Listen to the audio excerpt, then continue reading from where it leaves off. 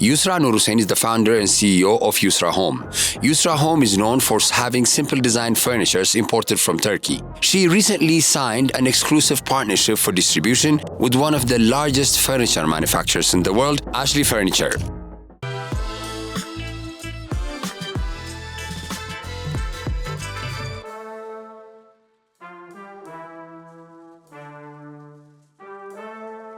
Companies in Ethiopia having domestic production and trying to tap into African or global markets may have a hard time establishing partnerships with, multinational brands and international well-renowned brands.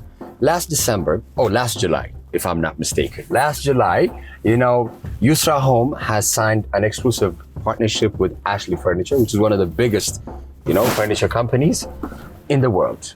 So on this part of CEOs, I have the founder and CEO of Yusra Homes, Yusra Nurhussein. Welcome, Yusra. Thank you for having me. Glad. It's my pleasure. So first, what does your day look like? Because I dragged you out in the morning here, trying to make it to the office, but have a drive around before that. So what does your regular morning look like? So I usually wake up 4 or 5 in the morning. I send the kids to school, then I go to the gym. Okay. Then I start my day. That's it? Yes. Okay. Do you have breakfast? No, I don't. Yeah, you don't? No, I don't. I'm not a breakfast person. You're not? No. Just coffee? Yeah. Okay. Late coffee, like around 10. Around 10, yeah, that's perfect. So that was your day. How about your life? What was, the early days of Yusra's life like? I'm the only girl in the house. Yeah. I have 3 brothers. Are they protective? Overprotective. Overprotective. I can't say enough. But I love them. Okay. Where did you go to college? I went to mechanical engineering at Addis Ababa University. Okay. That's good. How was that experience like? Or, mechanical engineering is a very different, field of study from where you are. How did you, manage to dive into the furniture industry or interior design? I guess I love it. This has been growing up, I've seen my mom. She always used to fix the house, change the carpet, change the curtain. Yeah. This is what I grew up to, and I used to really enjoy it, and I love it. It's my passion. It's your passion. That's right. I mean, your mom has to be an influence from the time aspect of things, or from your early life up to who you are now. If you can pick, 1 or 2 moments that you can say, oh, this really changed my life or really shaped Yusra, which moments would it be in your life? Is there a moment? Maybe a person? Can I say? Okay, a person too. A person, I was going to ask about that because you said your mom. Sorry. So a person, I would say both of my parents. My dad is an extraordinary man. He is the foundation of who I am today. Growing up, I was very close to him. He gave me the value of, he taught me the value of education, being good to people, being honest, and hardworking. And he always told me to be very independent. That's true. And so those pillars of thought, or those foundational identity pillars, would really go a long way. In any, and not just the girls, or in any person's life when it's passed on from a parent. So, mechanical engineering, you studied, you graduated. Did you get employed? No. I worked with my husband for a couple of years. Okay. But as I said, independent. So I wanted. That's good. Yeah, I wanted something of my own. Okay. So how was it working with your husband? Actually, it was amazing. Right? We make an amazing partners. Not just in in life, but in work, with the kids, everything. We make an amazing couple. Who's the disciplinarian in the house? You or him? Him. Him? I always used to say, if you say it in Amharic, it's the biggest thing that a kid hear is just to pose. Yeah, he is he's very calm, he's very patient, but he's the discipline. Yes, he is. And that's one household has I think to I'm the fun one, That's good. So how was it establishing Yusra Home? What was the tour process like? What made you dive into that? So I saw the gap in Ethiopian market for the products that I have, and there was the market for it. I really visioned what I want my showroom to look like and the products that I wanted to have, I handpick most of the products that I have. And then, so I started 6 years ago. It was actually its time of COVID.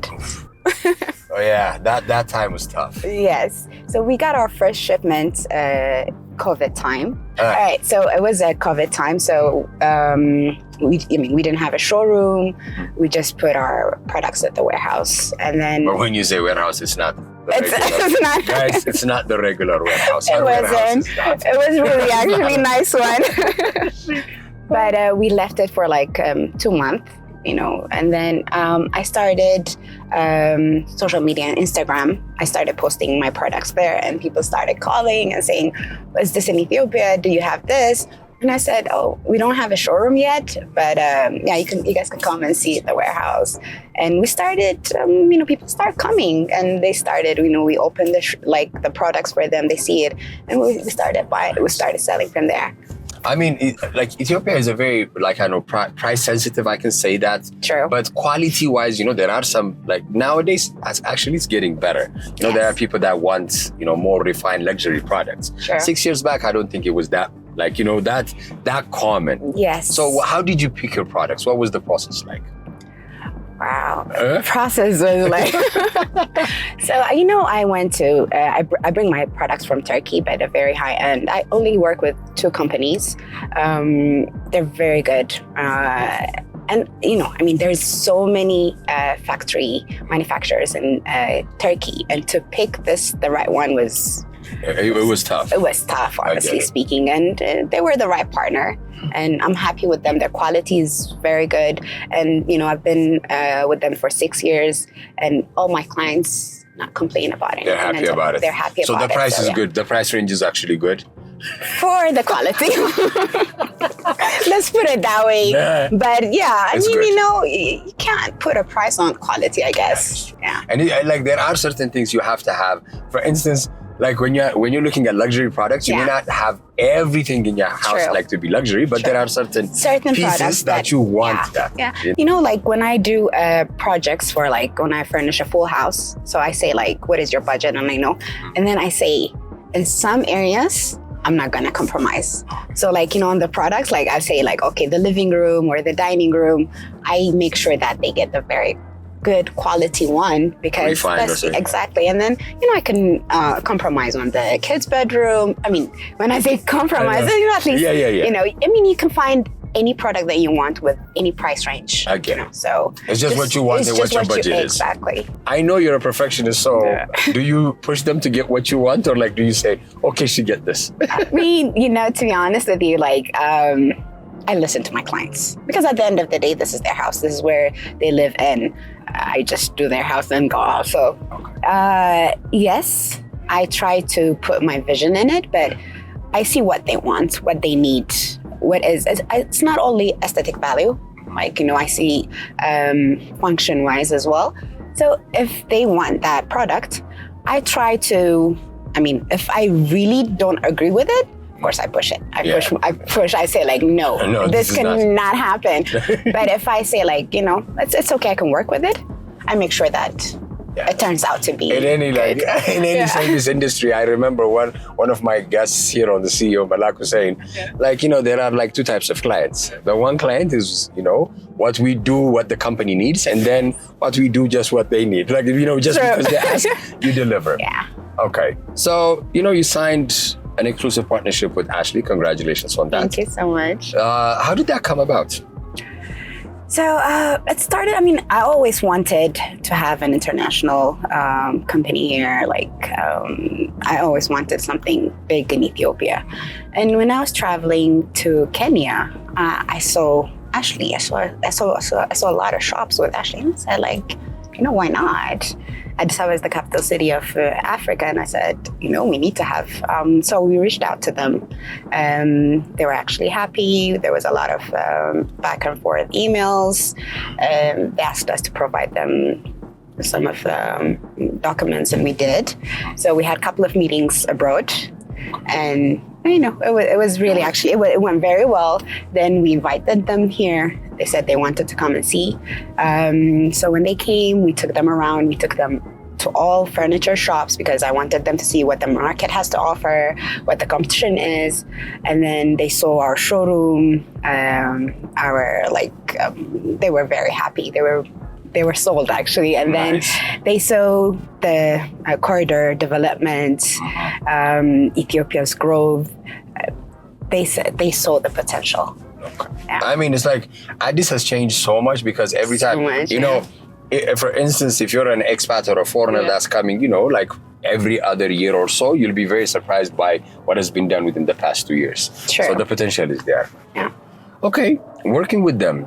I mean, there's not going to be a lot of negatives, but you just don't partner up with some big, huge international brand just because you got the chance, because you have to think, is my brand, align with them, or even do I have the capacity to accommodate that kind of volume of work or so and so. What were the implications of partnering with them, the positive sides, even if you have a negative one, speak on it, even though I doubt it. Yes. So Ashley is a huge company. They've been in this business for past 80 years. They're #1 manufacturer in the world. And actually, there was an exhibition in North Carolina on October. And I saw one of their factories that was in the North Carolina.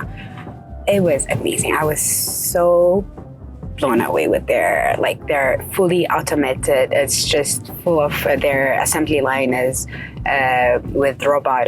It was amazing. Technology, automated everything. It's just, I mean, by the way, when you're looking at certain things, I mean, it's a very far stretch. Yes. What can Ethiopia learn from that, or what can we do? I mean, be it work ethics, marketing, those type of things. What can we learn from that? So, to answer your question, what the positive side with partnering up with Ashley would be, one, having that high quality, international known brand product in Ethiopia, having access to their marketing, to their system. It's just amazing. And the know-how transfer. They train our sales, our employees, and from the factory, I learned so much. I saw what can Ethiopia, the manufacturing could be in Ethiopia in the near future with technology and knowledge transfer. That's good. Are you planning to open up a manufacturing?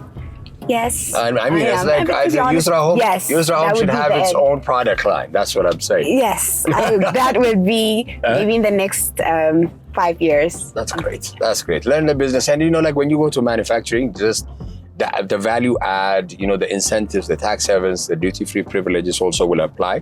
So it's a good thing, and then it's job employments as well. So that would be good. So let's come to Yusra, the leader. Okay. What kind of a boss are you? I'm not planning to apply, but if I work for you, what will that experience be like? So I lead by example. I love leading by example, and empowering my employees. How about training, team spirit? Do you build that? Do you offer that? We do. Once a month, we try to do teams building. We try to go out of town and have a sit down. Yes. So finding talent or an educated, skilled labor is very tough, especially when it comes to picking or interior designing or even sales. It's tough. What do you focus on when you employ people or recruit? I don't want to say recruit because it's so formal. So I focus on potential, not experience, because to be honest with you, when it comes to sales, you can't really teach. I mean, you can teach, but it's more about personality, work ethics. That's when you're working, especially in imports and when you have your showroom, and I saw your showroom, by the way, a lovely, lovely show. How do you design that, by the way, before I go into the next question? I have, let's start from the beginning. I wanted this, my first showroom. I really wanted it, and as I said, it was during COVID time. Actually, saw it before COVID, and it was very expensive. I couldn't afford it. Oh. It was a bar, so everybody that saw it, they were like, "What are you gonna do to this place?" It's so dark, minimum window, and the ceiling was low. It was painted black, but I saw it. I knew what it could look like. So I really wanted it, but I couldn't afford it. And then COVID hit. And after that, it's like I saw so many showrooms, but my heart was set on that one. It's like, and then I reached out to him and I said, I still want it. And he was like, there was, at that time, nobody was going to bars. So he's like, oh, sure. And he gave me a better deal. Nice. And then I demolished every wall in that house. I was like, everybody was like, did you buy the building? So I did that. I raised the ceiling, and then we fitted it with tempered glass. We changed the tiles and so on. It was just a very different, very different before and after, and it was. Do you still have the pictures though? Yes, I do. Nice. I do. Nice. Yeah. And so I have, I set up I designed our showroom as specifically like we divided with living room and dining room so that a client comes in, they can vision what their house looks like. So I don't like when furnitures are like put together, and so like I like the space. Okay. So all the showrooms are like fully accessorized with carpets and accessories. So I walk into your showroom and I was like, I saw a chandelier or like a leg. I was like, yes. Yo, Yusra, is it yours? Could I get one? And you're like, no, it's just for the showroom. This is for the showroom. But a lot of clients ask us like, oh, can we take the chandelier with it? Because I try to match everything. Yeah, so I looked at one of those like, light holders. Like it was just amazing. Thank you. That's nice. How is it being, a mom and a businesswoman? Because not just like, I'm not asking you because not just as a woman, but like being a parent and being a career person, even for a father, is very hard. And especially, but moms are like, the primary careholder of, our children. So how do you balance that? How do you create that balance? So, I travel a lot, and but my husband is amazing. As I said, he's very supportive. And then whenever I'm here, I make sure that I give them 100%, especially Sundays. Usually. Sundays, yes, is their time. Yes. What do you do on Sundays? Ice cream, mall, cinema? We go out for lunch, okay. And then we go for ice cream and spend the time together, and we play Monopoly when we get home. But I try to do these things with them. Yeah. So and when you balance that, it's actually your biggest investment are your kids above all else. True. Right? So as a final question, I'm going to ask you, what do you want to be remembered by as a person and as a businesswoman? So as a businesswoman, I want to be remembered as hardworking, who led by example, who opened doors to many. I want to live something like meaningful, not only for myself, but for my country as well. I think it's a step forward with Ashley. Yeah, definitely. And as a person, I guess I want to be remembered as kind and giving. That's amazing. So for all, the young entrepreneurs or like startups that are like going through tough times or like, struggling, would like give them a word of advice. This is the time. I would say don't give up. Go after your passion. Believe in yourself. And if you put your mind to it, you could achieve it. You could do anything. Amazing. As you said, if you put your mind to it, you can achieve it. And, like with the rigor and the commitment. Yes. There's always up and down, but that's part of life. That's right. Thank you so much, Usra. And, I'm going to drop you off to your office now. Thank you. Thank you so much. Thank Lovely you. conversation. All right.